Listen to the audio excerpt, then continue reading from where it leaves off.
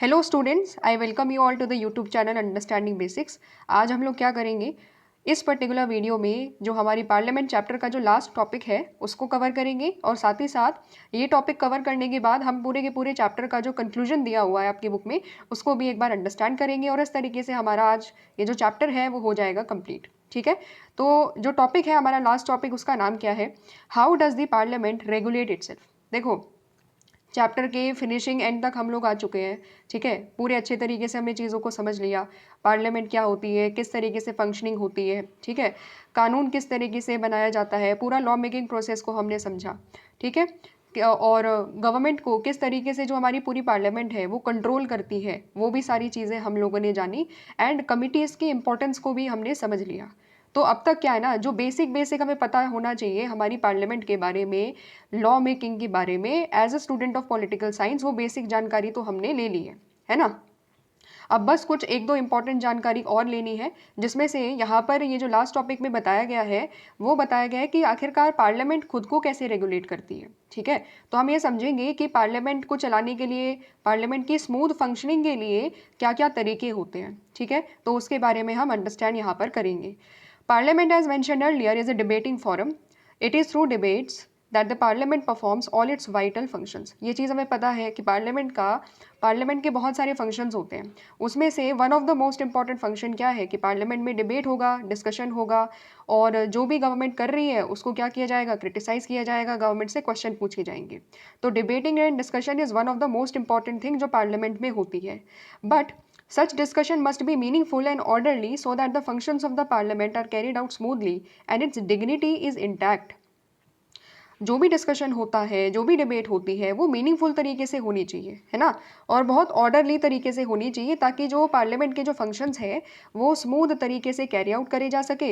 And जो parliament की जो डिग्निटी है, जो पार्लियामेंट का सम्मान है एक तरीके से पूरे भारत के लोगों के सामने कि हाँ अच्छा है, पार्लियामेंट में सही तरीके से डिबेट हो रही है ना, पार्लियामेंट में जो मेंबर्स बैठे रहते हैं वो सही तरीके से डिबेट करते हैं एंड कम से कम अपनी ड्यूटीज़ रिस्पॉन्सिबिलिटीज़ को सही तरीके से निभाते हैं, एक दूसरे की रिस्पेक्ट करते हैं। तो इन सब चीज़ों की वजह से क्या होगा, इन सब चीज़ों की वजह से हम इंश्योर कर पाएंगे कि हमारी जो भी डिबेट्स हो रही है ना पार्लियामेंट में वो फ्रूटफुल है ना, कहीं टाइम वेस्ट तो नहीं हो रहा।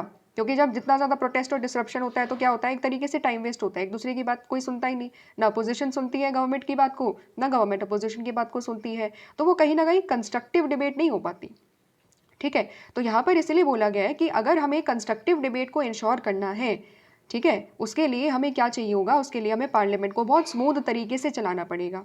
तो कॉन्स्टिट्यूशन ने क्या किया, the constitution itself has made certain provisions to ensure the smooth conduct of the business.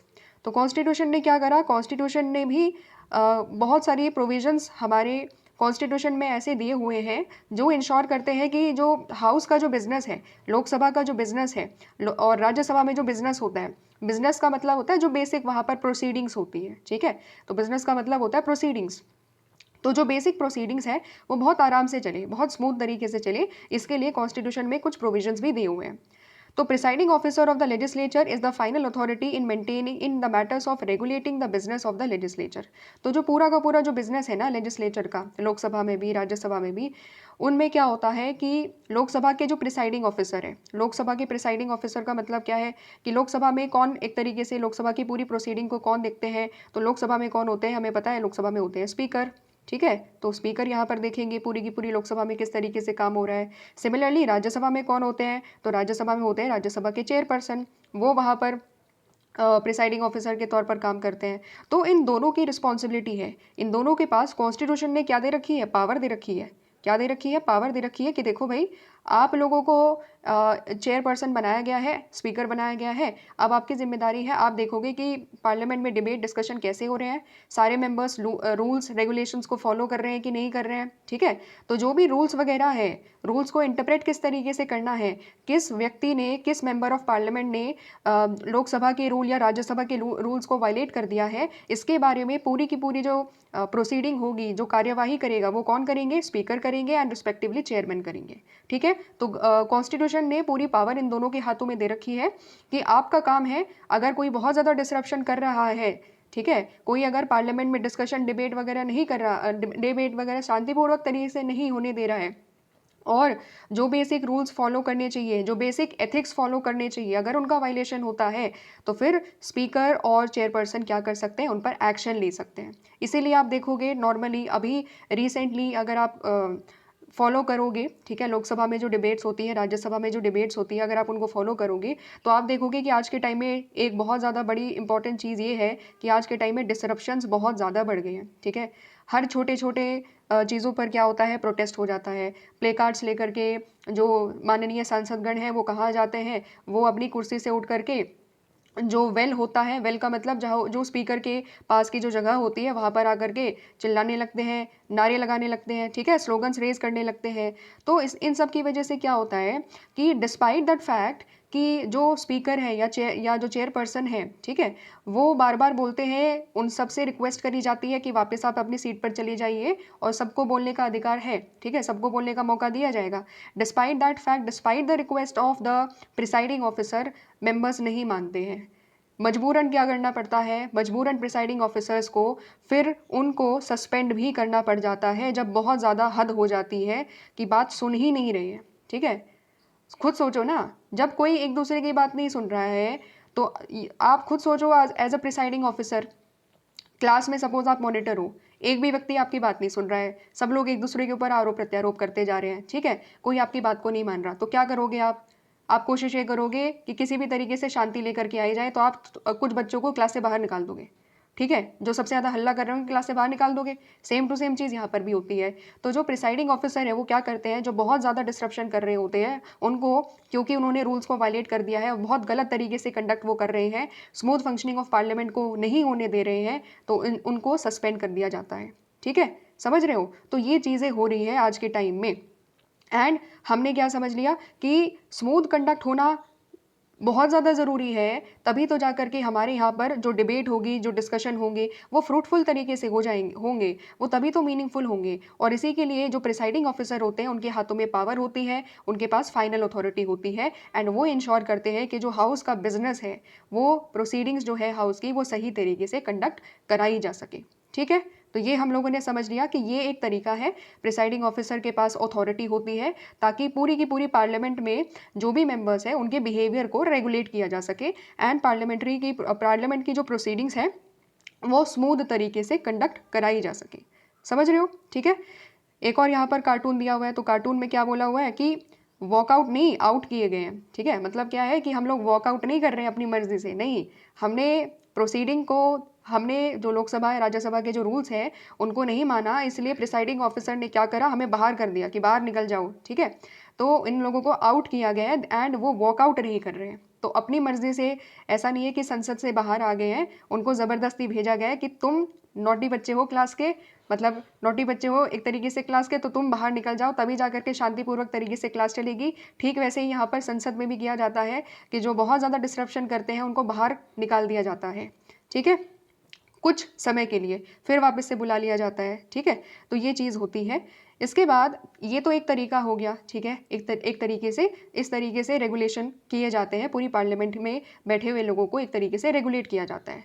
दूसरा तरीका क्या है, एक और प्रॉब्लम होती है, वो प्रॉब्लम क्या होती है कि आपने एक चीज़ सुनी होगी, एंटी डिफेक्शन लॉ। ठीक है, तो प्रिसाइडिंग ऑफिसर जो होते हैं उनके पास कुछ और पावर होती है जिसके ज़रिए वो जो बिहेवियर है मेंबर्स का उसको रेगुलेट करते हैं। ठीक है, और वो पावर किसने दी, वो पावर दी है एंटी डिफेक्शन लॉ ने। एंटी डिफेक्शन क्या होता है, नया शब्द हो सकता है आप लोगों के लिए। ठीक है, एंटी डिफेक्शन, पहले डिफेक्शन वर्ड को समझ लो। हिंदी में डिफेक्शन का मतलब होता है दल बदलना। दल का मतलब क्या होता है, पार्टी। तो जब कोई भी मेंबर अपनी पार्टी को चेंज करेगा, ठीक है, पार्टी को चेंज करेगा, कैसे चेंज करेगा, सपोज अगर कोई मेंबर, जब इलेक्शन हो रहे थे तो बीजेपी की टिकट से उसने इलेक्शन लड़ा, फिर जब इलेक्शन वो जीत गया, उसके बाद वो क्या करेगा, जब वो संसद का सदस्य बन जाता है फिर वो अपनी पार्टी को चेंज कर रहा है, कांग्रेस को ज्वाइन कर रहा है बीजेपी से। ठीक है, बीजेपी के टिकट पर चुनाव जीता और कांग्रेस को ज्वाइन कर रहा है, तो ये क्या हो गया, इस चीज़ को बोलेंगे पार्टी चेंज, इस चीज़ को बोला जाता है डिफेक्शन। ठीक है, तो क्या हो रहा है कि पार्टी चेंज करी जा रही है रिस्पेक्टिव मेंबर के द्वारा, इलेक्ट किसी और टिकट पर हुआ है, किसी और पार्टी के टिकट पर हुआ है, और कुछ बेनिफिट की वजह से वो क्या कर रहा है, किसी और पार्टी को ज्वाइन कर रहा है। ठीक है, इस चीज़ को कहा जाता है एंटी डिफेक्शन, नहीं इस चीज़ को कहा जाता है डिफेक्शन। अब जब हम कह रहे हैं एंटी डिफेक्शन लॉ का मतलब होता है एक ऐसा कानून जो इंश्योर करता है कि मेंबर्स जिस पार्टी की टिकट से इलेक्ट होते हैं उस पार्टी को चेंज ना करें। यानी कि ये जो दल बदल हो रहा है ना, ये जो दल बदलू नेता है, इनकी एक्टिविटी को कंट्रोल करने के लिए कानून लेकर के आया गया था और उस कानून को कहा जाता है एंटी डिफेक्शन लॉ। ठीक है, इसके बारे में अभी हम अंडरस्टैंड करेंगे। 52nd अमेंडमेंट को जब हम पढ़ेंगे तो हम समझेंगे कि और क्या होता है एंटी डिफेक्शन लॉ। पहले इसको लाने की ज़रूरत क्या पड़ी, क्यों हमें लगा कि हमें एक ऐसे कानून की ज़रूरत है जो इंश्योर करे कि नेता लोग अपने दल को ना बदले। ठीक है, क्यों ज़रूरत पड़ी, तो थोड़ा सा बैकग्राउंड समझ लो, आइडिया समझ लो कि इसके पीछे लॉजिक क्या है। ठीक है, होता क्या था कि आज़ादी के बाद से जनरली जो सेंटर में पार्टी हुआ करती थी, जो भी सेंटर में पार्टी हुआ करती थी, एंड इवन आज भी जो भी सेंटर में पार्टी है, तो बिकॉज उस पार्टी की ज़्यादातर क्या होता है कि जो सेंटर में पार्टी होती है काफ़ी सारे स्टेट्स में उसकी गवर्नमेंट भी होती है। ठीक है, सेंटर में तो गवर्नमेंट है ही, साथ ही साथ में स्टेट्स में भी ज़्यादातर उनकी गवर्नमेंट होती है। तो इस तरीके से क्या किया करते थे, सपोज किसी स्टेट में किसी और दूसरी पार्टी की सरकार आ जाती है। ठीक है, किसी और दूसरी पार्टी की सरकार आ जाती है, सपोज सेंटर में कांग्रेस थी आज़ादी के बाद से। ठीक है, और कर्नाटका में बीजेपी की गवर्नमेंट आ गई। ठीक है, अच्छा तो क्या होगा ना, कांग्रेस क्या करेगी, कांग्रेस इंश्योर करेगी कि बीजेपी के कुछ मेंबर्स को, बीजेपी के कुछ एमएलएस को क्या किया जाए, लालच दिया जाए कि तुम बीजेपी को छोड़ दो, कांग्रेस में आ जाओ। ठीक है, और कांग्रेस में जैसे ही तुम आओगे तो हम तुम्हें क्या देंगे, तुम्हें कुछ पॉलिटिकल बेनिफिट्स दे देंगे, तुम्हें मिनिस्टर बना देंगे, तुम्हें ये कुर्सी दे देंगे या तुम्हें इतना पैसा दे देंगे, जो भी लालच हो सकता है जिसके ज़रिए किसी भी एमएलए को अपनी तरफ लेकर के आया जा सकता हो, वो सारी लालच देने की बात करी जाती है। तो क्या होगा, जिसके मन में होगा खोट और जिसको चाहिए होगा मिनिस्टर का पद, तो वो क्या करेंगे, इस तरीके से वो लोग क्या करते थे, इस तरीके से वो लोग कांग्रेस के बुलाने पर कांग्रेस में चले जाते थे, बीजेपी से रिजाइन कर देते थे। अब जब बीजेपी से रिजाइन कर दिया था तो फिर क्या होता है, तो बीजेपी के पास मेजोरिटी नहीं बची, क्योंकि बीजेपी के कुछ मेंबर्स कांग्रेस में चले गए, तो मेजोरिटी से ही तो सरकार बनी रहती है। अब जब मेजोरिटी नहीं रही तो बीजेपी की जो गवर्नमेंट थी वो क्या हो जाती है, गिर जाती है। और कांग्रेस फिर जो बीजेपी से मेंबर कांग्रेस में ज्वाइन करे, ठीक है, तो फिर क्या करती थी कांग्रेस, अपने मेंबर्स के साथ और बीजेपी के जो मेंबर कांग्रेस में आए उन सब के साथ मिलकर के उस पर्टिकुलर स्टेट में रूल किया करती थी।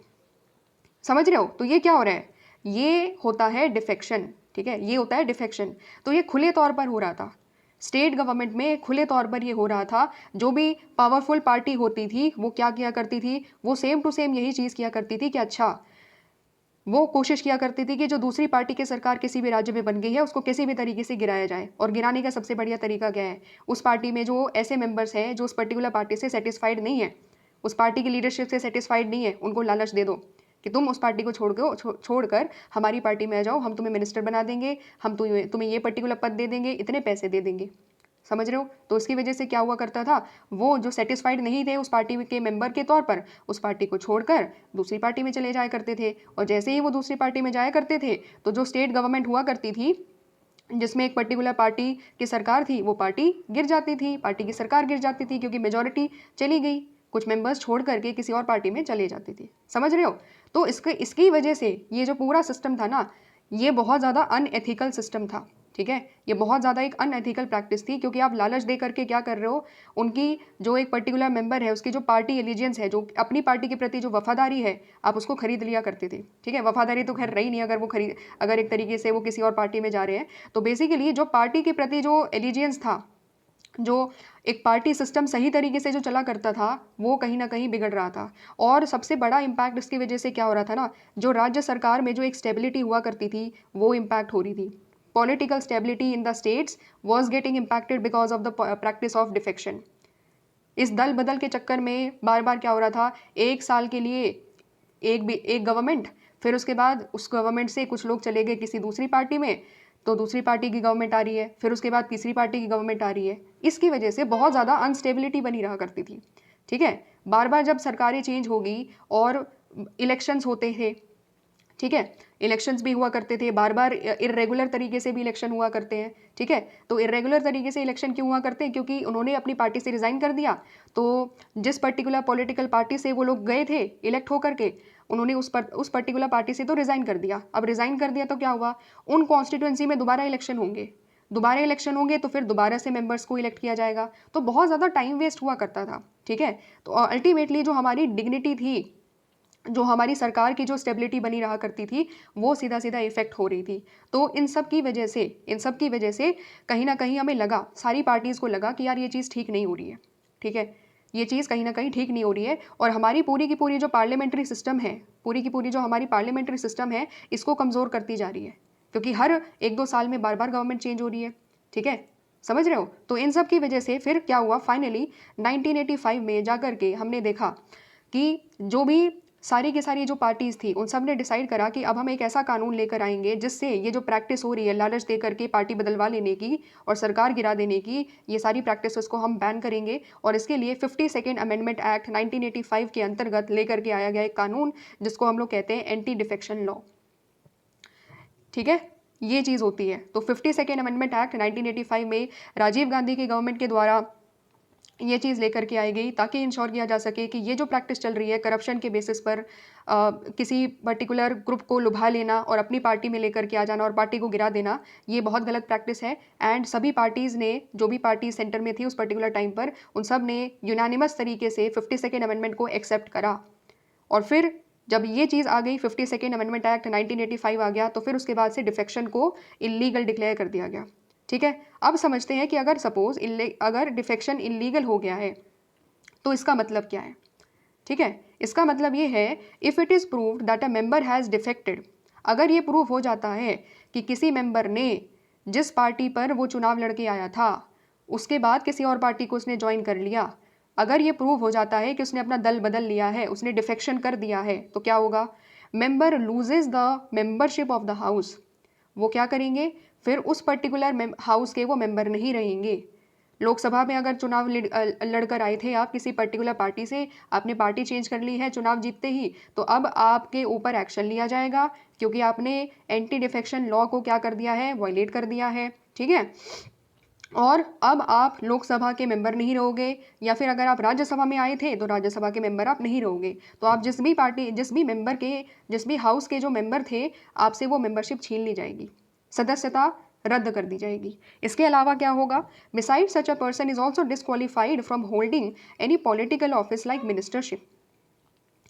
तो इसके अलावा ये भी होगा कि कोई भी मेंबर अगर जिसके ऊपर डिफेक्शन के चार्जेस प्रूव हो जाते हैं कि इन्होंने अपनी पार्टी को चेंज करा है लालच के चलते हुए इस तरीके से, तो क्या होगा, इसकी वजह से जो मिनिस्टरशिप की जो पोजीशन होती है कि पैसे, मतलब लोग पार्टी क्यों चेंज किया करते हैं, मिनिस्टर कहीं ना कहीं बनने के लिए, मिनिस्टरशिप लेने के लिए। तो अब क्या होगा कि अगर आपके ऊपर, अगर सपोज आपने पार्टी को चेंज किया, ठीक है, पार्टी को चेंज करने के बाद आपने जब दूसरी पार्टी को चेंज किया, दूसरी पार्टी में जब आप गए तो वहाँ पर आपको एक पर्टिकुलर मिनिस्टर बना दिया, सपोज एजुकेशन मिनिस्टर बना दिया। अब जब आपके ऊपर केस लगेगा कि आपने डिफेक्शन किया है, तो जो प्रिसाइडिंग ऑफिसर होते हैं लोकसभा में, राज्यसभा में, जो भी प्रिसाइडिंग ऑफिसर होते हैं, उनके पास ये केस जाएगा, वो देखेंगे, और अगर पूरा के पूरे तरीके से आप दोषी पाए जाते हो कि आपने लालच के चलते हुए अपनी पार्टी को चेंज करा है, तो फिर आपको जो मिनिस्टर पद मिला था ना, अभी आप एजुकेशन मिनिस्टर बने थे, वो पद भी छीन लिया जाएगा, एंड आप अपनी membership of that particular house से भी हाथ धो दोगे, ठीक है। तो आप ना तो उस हाउस के मेंबर रहोगे, और ना ही आपको जो मिनिस्टर का पद मिला था वो भी आपसे छीन लिया जाएगा, ठीक है। तो समझ रहे हो, ये चीज़ है, ये सज़ा मिलेगी अगर किसी के ऊपर कोई भी डिफेक्शन का जो केस लगाया गया है वो अगर साबित हो जाता है, तो प्रिसाइडिंग ऑफिसर, लोकसभा के स्पीकर, राज्यसभा के चेयरमैन, उनके पास केस जाएगा, उसके बाद वो केस को इंक्वायरी करेंगे, इंक्वायरी करने के बाद फाइनली क्या होगा, अगर वो गिल्टी पाए जाते हैं डिफेक्शन के, तो पहली बात हाउस से निकाल भी दिए जाएंगे, दूसरी इंपॉर्टेंट बात, अगर उनको कोई पद दिया गया था, कोई मिनिस्टरशिप दी गई थी, वो भी छीन ली जाएगी, ठीक है। ये चीज़ करी जाती है। जब ये कानून आया, एंटी डिफेक्शन लॉ आया, तो इस एंटी डिफेक्शन लॉ में ये बताया गया कि डिफेक्शन का मतलब क्या होता है, ठीक है।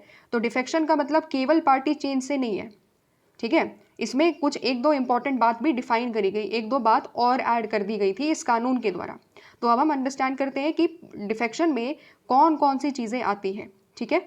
तो क्या हुआ, if a member remains absent in the house when asked by the party leadership to remain present और vote against the instruction of the party और voluntarily leaves the membership of the party, then it is deemed as defection. तो defection में 3 चीज़ें मानी जाती है कि ये 3 चीज़ें अगर आपने करी तो फिर आपने डिफेक्शन किया है, ठीक है। आपने अपना दल चेंज किया है, आपने अपनी पार्टी को चेंज किया है। तो उस चीज़ को यहाँ पर जो डिफेक्शन का जो आइडिया है उसको डिफाइन किया गया as per the 52nd amendment act of 1985। वो 3 चीज़ें क्या है, सबसे पहली चीज़ एब्सेंट। अगर सपोज पार्टी लीडरशिप ने बोला था कि आप क्या करोगे, आप प्रेजेंट रहोगे सदन में, ठीक है। सपोज बीजेपी को कोई एक इंपॉर्टेंट बिल पास करना है, बीजेपी ने सभी मेंबर्स को बोल दिया कि देखो भाई सारे के सारे मेंबर रहेंगे, हमें चाहिए होगी स्पेशल मेजोरिटी, और अगर एक भी मेंबर रहा तो फिर कहीं ना कहीं हम बिल को पास नहीं कर पाएंगे। तो इसलिए पार्टी की जो लीडरशिप थी उन्होंने बोला कि सब लोग प्रेजेंट रहेंगे, लेकिन अगर कोई मेंबर एबसेंट हो जाता है, अगर उस टाइम पीरियड में कोई मेंबर एब्सेंट हो जाता है बिना लीडरशिप को रीज़न दिए, तो क्या होगा, तो उसको भी डिफेक्शन माना जाता है, पहली चीज़। दूसरी इंपॉर्टेंट चीज़, अगर पार्टी ने बोला था कि इस पर्टिकुलर बिल पर वोट नहीं करनी है, लेकिन एक पर्टिकुलर मेंबर ने उस पार्टी के डायरेक्शन के खिलाफ जा कर के वोट कर दी, तो क्या होगा, इसको भी डिफेक्शन के अंतर्गत कैटेगराइज किया जाता है। थर्ड इंपॉर्टेंट चीज़ आ जाती है कि अगर कोई मेंबर पार्टी की मेंबरशिप को अपने आप वॉलंटरीली तरीके से छोड़ देता है, अपनी पार्टी की मेंबरशिप को खुद छोड़ देता है, तो देन ऑल्सो उसको डिफेक्शन के तौर पर ट्रीट किया जाएगा, ठीक है। ये चीज़ कैसे पता चली कि ये तीन चीज़ें डिफेक्शन के तौर पर होगी, तो ये चीज़ें जब हम लोगों ने जब राजीव गांधी गवर्नमेंट ने 52nd अमेंडमेंट एक्ट 1985 के अंतर्गत एंटी डिफेक्शन लॉ लेकर के आ गया, तो उसमें डिफाइन किया गया है कि डिफेक्शन में ये तीनों चीज़ों को डिफेक्शन माना जाएगा। कोई भी मेंबर अगर ये 3 चीज़ें करता है तो वो डिफेक्शन माना जाता है। एंड फिर उसके बाद अगर पार्टी लीडरशिप चाहे तो डिफेक्शन का केस दे सकती है, उस पर्टिकुलर मेंबर के ऊपर लगा सकती है, एंड लोकसभा के स्पीकर एंड राज्यसभा के चेयरमैन के पास जाकर के वो केस सबमिट करेगी, एंड फिर उसके ऊपर फाइनली कार्यवाही करी जाएगी। समझ रहे हो, तो ये 3 इंपॉर्टेंट चीज़ें हैं जो डिफेक्शन के अंतर्गत आती है। इसके बाद ये तो हमने समझ लिया कि डिफेक्शन क्या होता है, फिर उसके बाद क्या क्या सज़ा मिल सकती है, ये सारी चीज़ें हम लोगों ने समझ ली। लेकिन आज हमें ये समझना होगा, एक चीज़ हमें और समझनी होगी कि क्या वाकई में जो एंटी डिफेक्शन लॉ हम लोग लेकर के आए उसके बाद क्या कोई डिफेक्शन नहीं हुआ, उसके बाद क्या हमारी यहाँ पर पॉलिटिकल स्टेबिलिटी रह पाई राज्य सरकार में, जो पार्लियामेंट्री सिस्टम की जो स्टेबिलिटी थी क्या वो हम लोग इंश्योर कर पाए, या आज भी डिफेक्शन हो रहे हैं किसी और तरीके से, कहीं ना कहीं आज भी लोग अपनी पार्टीज को चेंज कर रहे हैं लालच में, क्या ऐसा है, तो उसको हम अंडरस्टैंड करेंगे। Experience of the past 20 years shows that the anti defection amendment has not been able to curb defection. 20 years नहीं 40 years होना चाहिए, तो 40 years हो गए हैं। तो यहाँ पर क्या हुआ है कि जो एंटी डिफेक्शन का जो अमेंडमेंट हम लोग लेकर के आए हैं, ठीक है, it has not been able to curb defection, ठीक है। तो यहाँ पर हम ये बता सकते हैं कि जो एंटी डिफेक्शन के जो अमेंडमेंट है उसकी वजह से हम डिफेक्शंस को अभी तक कर्ब नहीं कर पाए हैं, ठीक है। अब ये अमेंडमेंट क्या है एंटी डिफेक्शन का, तो थोड़ा सा यहाँ पर ये एक इंपॉर्टेंट चीज़ है जो पहले समझ लेते हैं हम लोग, तब जा करके हमें समझ में आएगा कि ये एंटी डिफेक्शन का अमेंडमेंट क्या है। 1985 में एंटी डिफेक्शन लेकर के आए, उसको क्या किया हम लोगों ने 91st अमेंडमेंट एक्ट से, ये जो 52nd अमेंडमेंट एक्ट हमने किया था ना, उसमें हमने कुछ चेंजेस करे, ठीक है। तो वो चेंजेस क्या करे गए हैं 91st अमेंडमेंट एक्ट के द्वारा, एक दो इंपॉर्टेंट चेंजेस हैं जो जानने योग्य है, वैसे तो बहुत सारे किए गए हैं लेकिन एक दो इंपॉर्टेंट है जो समझ लेते हैं, यहाँ पर हमें चीज़ें क्लियर हो जाएगी। सबसे पहला इंपॉर्टेंट अमेंडमेंट क्या किया, सबसे पहला इंपॉर्टेंट 91st अमेंडमेंट एक्ट के द्वारा जो एंटी डिफेक्शन लॉ है इसमें अमेंडमेंट ये किया गया कि जो काउंसिल ऑफ मिनिस्टर होंगे उनकी संख्या कितनी होगी, 15% of the strength of the respective house, ठीक है। यानी कि अगर सेंटर में काउंसिल ऑफ मिनिस्टर होंगे तो वो लोकसभा की 15%, लोकसभा के जो टोटल मेंबरशिप है उसके केवल 15% ही होंगे। इसके पीछे का आइडिया समझो कि ये इसका मतलब क्या है, इसके पीछे ये चीज़ क्यों ऐड कर दी गई, इसलिए ऐड कर दी गई क्योंकि हमें पता है कि अगर कोई अपनी पार्टी को चेंज कर रहा है, बिकॉज ज़्यादातर क्या किया जाता है, मिनिस्टरशिप का लालच दिया जाता है। अब जब हम लोगों ने 91st अमेंडमेंट एक्ट से ये बता दिया कि मिनिस्टर एक लिमिटेड नंबर के लोगों को ही बना दिया जा सकता है, तो क्या होगा, तो फिर ज़्यादा लोगों को लालच नहीं दिया जा सकता। तो सबसे पहली चीज़ हमने क्या करी, हमने रेस्ट्रिक्शन लगा दी कि इतने सर्टन मेंबर्स ही मिनिस्टर बन सकते हैं, उससे ज़्यादा मेंबर मिनिस्टर नहीं बन सकते। पहली चीज़ ये। दूसरी इंपॉर्टेंट चीज़, जो 52nd अमेंडमेंट हम लोग लेकर के आए थे, उसमें एक पर्टिकुलर काइंड ऑफ डिफेक्शन को डिफेक्शन नहीं माना जाता था। क्या कह रही हूँ मैं, इसको ऐसे समझो। 52nd अमेंडमेंट एक्ट में एक एक्सेप्शन था। एक्सेप्शन क्या था कि अगर किसी भी पार्टी के 1/3 मेंबर अपनी पार्टी को छोड़कर किसी और पार्टी में जाते हैं, पूरा का पूरा वो 1/3 ग्रुप किसी और पार्टी में जाता है, तो फिर उसको डिफेक्शन नहीं माना जाता था। ठीक है, तो ये एक्सेप्शन था। जब कानून 52nd अमेंडमेंट एक्ट 1985 लेकर के आया गया, उसमें ये चीज़ एक्सेप्शन थी कि देखो भाई, अगर किसी पार्टी में अगर सपोज 100 मेंबर है, तो 100 मेंबर में से अगर 33 मेंबर उस पार्टी को छोड़ करके, पूरा का पूरा जो 33 मेंबर्स का जो ग्रुप है वो छोड़कर किसी और पार्टी में अगर जा रहा है, तो उसको डिफेक्शन नहीं माना जाएगा। ठीक है, ये एक्सेप्शन माना जाता था। इसका मतलब क्या हुआ कि जो 52nd अमेंडमेंट एक्ट था वो ये कहता था कि अगर एक मेंबर पार्टी छोड़ करके जाएगा तो वो डिफेक्शन है, लेकिन अगर ग्रुप में मेंबर्स छोड़ करके किसी और पार्टी में जाएंगे तो वो चीज़ अलाउड है, वो चीज़ डिफेक्शन नहीं मानी जाती थी। समझ रहे हो? तो ये चीज़ क्या थी, ये चीज़ कहीं ना कहीं जो कानून उस टाइम पीरियड में राजीव गांधी की सरकार के द्वारा बनाया गया था, उसमें ये कमियां थी। और इसी कमी की वजह से क्या हो रहा था, इसी कमी की वजह से बहुत सारे ग्रुप एक साथ इकट्ठा हो जाते थे। किसी भी पार्टी में क्या किया, किसी भी पार्टी में 10-15 लोग एक साथ उन्होंने डिसाइड करा कि अब हम पार्टी को छोड़ रहे हैं, किसी और पार्टी को ज्वाइन करेंगे। ठीक है, इसी चीज़ के चलते क्या हो रहा था, इसी चीज़ के चलते जो एंटी डिफेक्शन का जो कानून था, वो डिफेक्शन को, पार्टी चेंज का जो चीज़ें चल रही थी उसको रोक नहीं पाया था, बिकॉज ये चीज़ एक्सेप्शन के अंतर्गत डाल दी गई थी कि अगर एक ग्रुप जा करके अपनी पार्टी को चेंज करेगा तो वो डिफेक्शन नहीं माना जाएगा। समझ रहे हो, ये कमियां थी। तो 91st अमेंडमेंट एक्ट ने क्या करा, इसी पर्टिकुलर एक्सेप्शन को बोला कि नहीं, ऐसा नहीं है।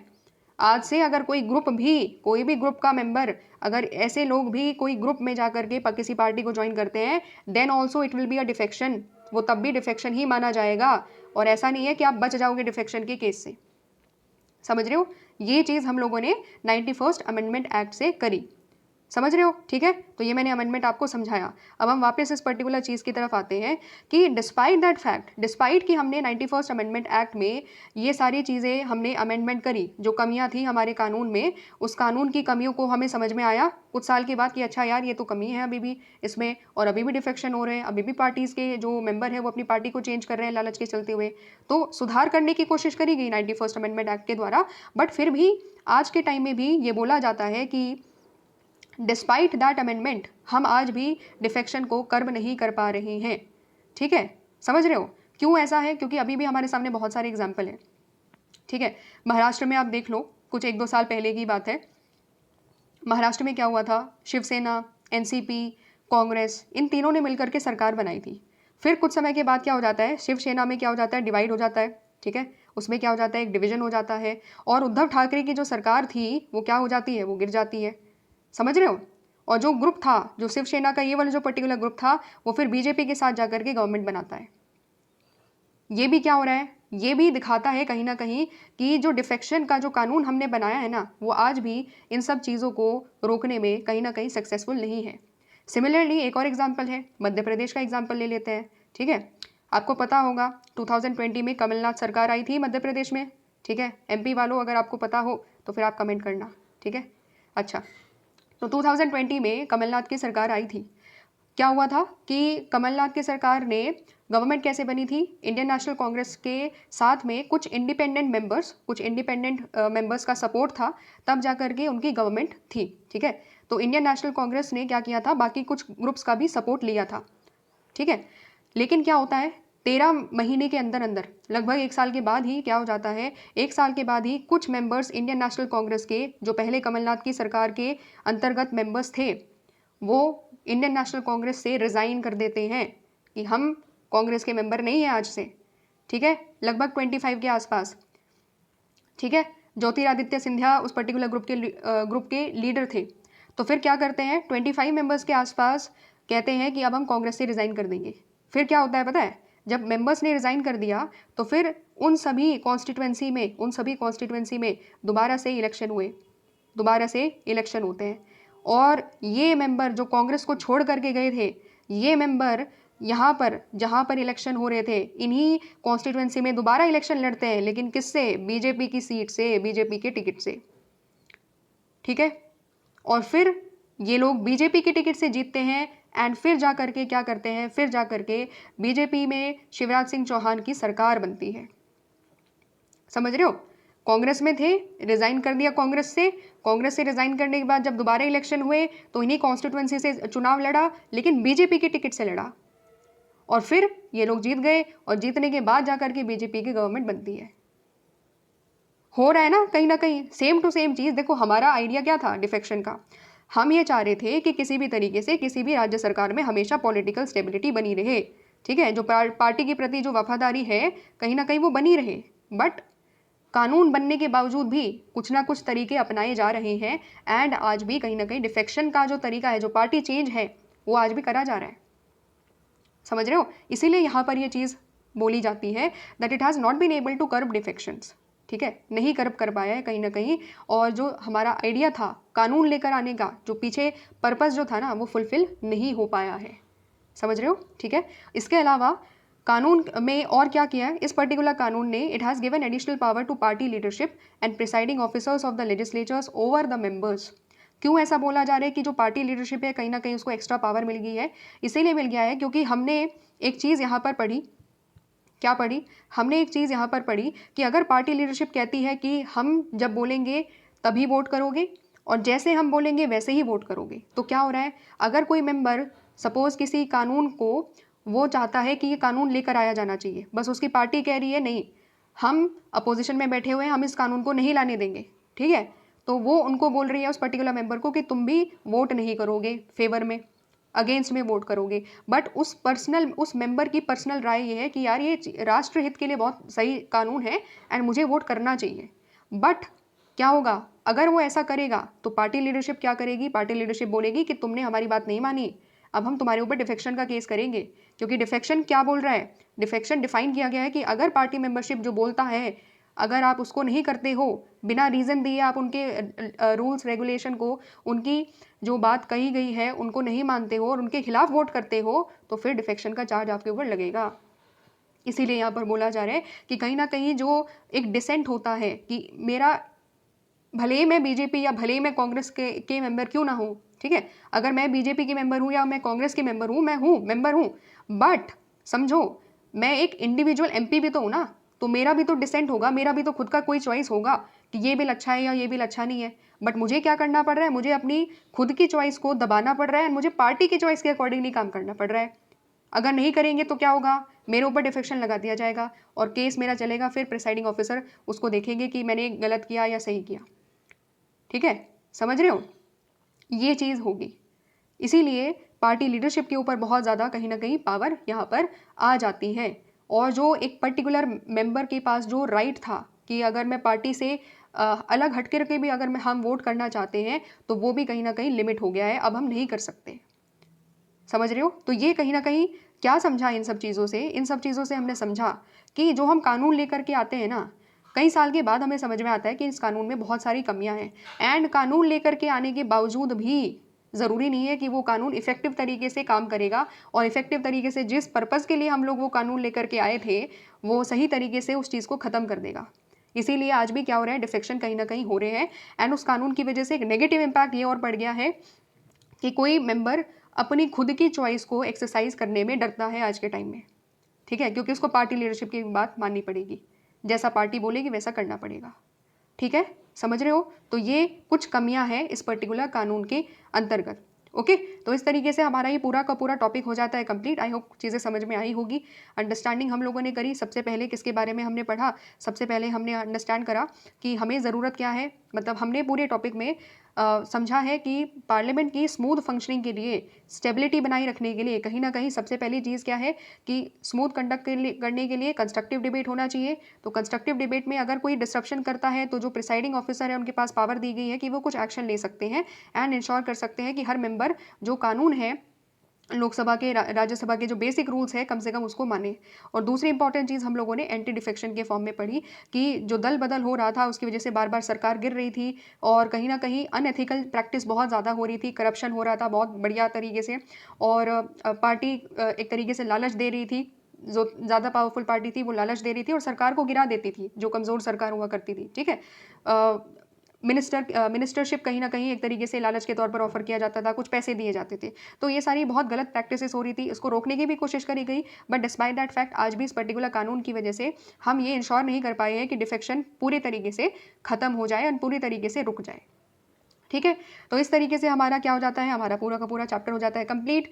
ठीक है, तो अपने लिए तालियां बजा सकते हो अगर आपने पूरी की पूरी वीडियो देखी है और ये पूरा का पूरा चैप्टर कर दिया है कंप्लीट, क्योंकि आपने पेशेंस रखा। और सबसे ज़्यादा इंपॉर्टेंट चीज़ है कि आपके अंदर कहीं ना कहीं एक भूख थी कि मुझे नॉलेज चाहिए। ठीक है, मुझे समझना है चीज़ों को कि पार्लियामेंट किस तरीके से काम करती है, क्या चीज़ें हैं रियलिटी में आपको जानना है as an aware citizen of this country and as a student of political science, है ना। कहीं वो चीज़ थी और वो डिज़ायर था, और वो उस डिज़ायर की वजह से आपने पूरा का पूरा चैप्टर फाइनली कर दिया है कंप्लीट। ठीक है, अब फाइनली 5 मिनट की और बात है, हम लोग क्या कर लेते हैं, हम लोग कंक्लूजन को देख लेते हैं, कुछ एक दो बेसिक इंपॉर्टेंट पॉइंट है और इस तरीके से हम लोग फिर करेंगे वीडियो को एंड। तो हमने क्या देखा, यहाँ पर बात करी गई है पार्लियामेंट के बारे में। तो यहाँ पर ये बोला गया है कि हमारा जो पार्लियामेंट है वो एक तरीके से रेनबो जैसा है। क्यों? क्योंकि वहाँ पर आपको देखेंगे कि अलग अलग लोग आते हैं, अलग अलग रीजन से लोग आते हैं, अपनी अपनी ड्रेस पहन के आते हैं, अपने अपने कल्चर को रिप्रेजेंट करते हैं, है ना। तो क्या हो रहा है कि कहीं ना कहीं पूरा का पूरा जो mini India kind of system है ना, वो आपको पार्लियामेंट में देखने को मिलेगा। क्योंकि हर रीजन से, हर कास्ट के, हर रिलीजन से, हर लैंग्वेज के लोग कहीं ना कहीं हमारे संसद में बैठे रहते हैं, they are representing the entire Indian society. ठीक है, इसीलिए क्या बोला जाता है, इसीलिए यहाँ पर हमारे जो लेजिस्लेचर है कि पार्लियामेंट्री डेमोक्रेसी में जो लेजिस्लेचर है हमारा, वो क्या करता है, वो एक ऐसा बॉडी है जो रिप्रेजेंट करता है लोगों की विशेस को and occupies a high position of power and responsibility. ठीक है, तो यहाँ पर इस तरीके से जो मेंबर्स हैं वो रिप्रेजेंट तो करते ही हैं लोगों को, साथ ही साथ में जो लोगों की जो विश है, जो लोगों की जो डिज़ायर है, उनका जो इंटरेस्ट है, उनकी जो आवाज़ है वो संसद में उठाते हैं। एंड काफ़ी ज़्यादा पावर भी है उनके हाथ में, काफ़ी ज़्यादा रिस्पॉन्सिबिलिटी भी है। पावर क्या है, कानून बनाने की पावर उनके हाथ में है। ठीक है, जनता का जो पैसा है, जो बजट है, उसमें किस तरीके से चीज़ें आएंगी, कहाँ कहाँ पर वो पैसा इस्तेमाल होगा, सारी पावर उन्हीं के हाथ में दी गई है। तो इसलिए जो भी संसद में लोग बैठे रहते हैं, they have a lot of power but they also have a lot of responsibility as well. ठीक है, पावर दी गई है तो साथ साथ में जिम्मेदारी भी बहुत सारी है कि लोगों की आवाज़ को लगातार उठाना है, सरकार के ऊपर एक कंट्रोल करना है एंड इंश्योर करना है कि गवर्नमेंट कॉन्स्टिट्यूशनल तरीके से काम करे। ठीक है, और जो जो सेक्शन की आवाज़ उठानी इंपॉर्टेंट है, जो जो कंट्री में इंपॉर्टेंट मुद्दे होते हैं, उन पर संसद में उठाना भी है, संसद में बात भी करनी है उन पर, और साथ ही साथ में गवर्नमेंट से भी पूछना है कि गवर्नमेंट आप क्या कर रहे हो उन सब चीज़ों के लिए। ठीक है, तो ये यहाँ पर इंपॉर्टेंट चीज़ बताई गई है। इसके अलावा हमने देखा है कि बहुत ज़्यादा फाइट भी होती है संसद में, है ना, तू मैं भी बहुत ज़्यादा होती है। एक तरीके से कभी कभी देखोगे पूरा एक ही काम हो रहा है कि एक दूसरे के ऊपर कीचड़ उछाला जा रहा है ना, ये सारी सिस्टम भी होती है। ठीक है, बट हमें क्या पता है, उसकी वजह से जब ये सारी चीज़ें होती है तो हमें लगता है कि यार टाइम और मनी जो हमारा है वो क्या हो रहा है, वो वेस्ट हो रहा है। बट ऐसा नहीं है ना, सारी चीज़ें ऐसा नहीं है कि सारी ही चीज़ें नेगेटिव हो रही है, क्योंकि हमें पता है कि हमारे यहाँ पर कमिटीज़ भी है, और कमिटीज़ में क्या होता है कि पार्टी के जो मेंबर्स होते हैं वो अपनी पार्टी पॉलिटिक्स से ऊपर उठ करके नेशनल इंटरेस्ट के लिए कानून बनाते हैं। ठीक है, तो वहाँ पर भी क्या होता है, चीज़ें सिस्टमैटिक तरीके से आराम से होती है, इसी की वजह से हमारे यहाँ पर थोड़े बेटर एंड इफेक्टिव कानून बनते हैं। और क्या बोला गया है, on the account of composition legislature is the most representative of all the organs of government. ठीक है, 3 ऑर्गन होते हैं, लेजिस्लेचर, एग्जीक्यूटिव, जुडिशरी। तीनों में से ही सबसे ज़्यादा ऐसा जो मोस्ट रिप्रेजेंटेटिव है, जो सबसे ज़्यादा इंडियन सोसाइटी को रिप्रेजेंट करते हैं, तो वो क्या है, वो हमारा लेजिस्लेचर है, वो हमारी पार्लियामेंट है। ठीक है, वहाँ पर क्या होता है, इतने सारे लोग होते हैं और सब लोग क्या करते हैं, अलग अलग सेक्शन, अलग अलग रीजन, अलग अलग कास्ट से आते हैं, सारे अलग अलग बैकग्राउंड से आते हैं। इसकी वजह से क्या होता है, हमारा लेजिस्लेचर और ज़्यादा रिप्रेजेंटेटिव होता है एंड जो लोगों की एक्सपेक्टेशन होती है उसको फुलफिल करने के लिए उसके प्रति और ज़्यादा रिस्पॉन्सिव होता है। And here in lies the democratic potential of the parliament. और इसी चीज़ की वजह से, क्योंकि उनके पास पावर भी है, उनके पास रिस्पॉन्सिबिलिटी भी है, इन सब चीज़ों की वजह से क्या होता है, हमारी पार्लियामेंट के पास खूब ऐसा पोटेंशियल है, डेमोक्रेटिक पोटेंशियल है कि वो लोकतांत्रिक तरीके से डिस्कस करेंगे, डिबेट करेंगे, शांतिपूर्वक एक दूसरे की बात को सुनेंगे, और जब बात होगी नेशनल इंटरेस्ट की, तो अपने पार्टी के जो आइडियोलॉजी है, जो पार्टी पॉलिटिक्स है, उसको छोड़कर सब पार्टी के मेंबर्स एक साथ आकर, because they are a member of parliament, ठीक है, अपने आप को केवल मेंबर ऑफ पार्लियामेंट के तौर पर जब वो देखेंगे, पार्टी से ऊपर उठेंगे, तो मे बी शायद हमारे यहाँ पर जो आज के टाइम में जो पार्लियामेंट की जो फंक्शनिंग है वो और ज़्यादा बेटर तरीके से होगी, है ना। अगर वो समझेंगे कि उनकी बहुत ज़्यादा जिम्मेदारियाँ भी हैं, they have a lot of duties towards the citizen of the country, है ना, उनको चुना गया है, जनता अपनी पैसा दे रही है और पूरी की पूरी एक्सपेक्टेशन है लोगों से, लोगों की उनसे कि आप हमारे बेटरमेंट के लिए काम करोगे। अगर वो एथिक्स उनके अंदर आ जाते हैं, वो डिसिप्लिन आ जाती है और वो विजन आ जाता है that they have to work collectively, एक साथ एज अ टीम के तौर पर काम करना होगा उनको, भले ही वो किसी भी पार्टी से आते हो, ठीक है, सबको मिल करके एक साथ नेशनल इंटरेस्ट के लिए, अपने लोगों के वेलफेयर के लिए काम करना होगा। अगर ये विजन दिमाग में आ जाता है तो मे बी शायद हम और बेटर तरीके से पार्लियामेंट को चला सकते हैं एंड बेटर कानून बना सकते हैं, ठीक है। इस पॉजिटिव नोट के साथ इस चैप्टर को करते हैं कंप्लीट। तो यहाँ पर हो गया है सारा का सारा चैप्टर कंप्लीट। अगर समझ में आया है तो कमेंट कर देना, लाइक कर देना इस पर्टिकुलर वीडियो को, मुझे समझ में आ जाएगा कि हाँ मेरी मेहनत हो गई है सफल, ठीक है। मिलते हैं हम लोग नेक्स्ट चैप्टर में, जहाँ पर हम लोग नेक्स्ट चैप्टर को बिगिन करेंगे, ठीक है। Thanks for watching.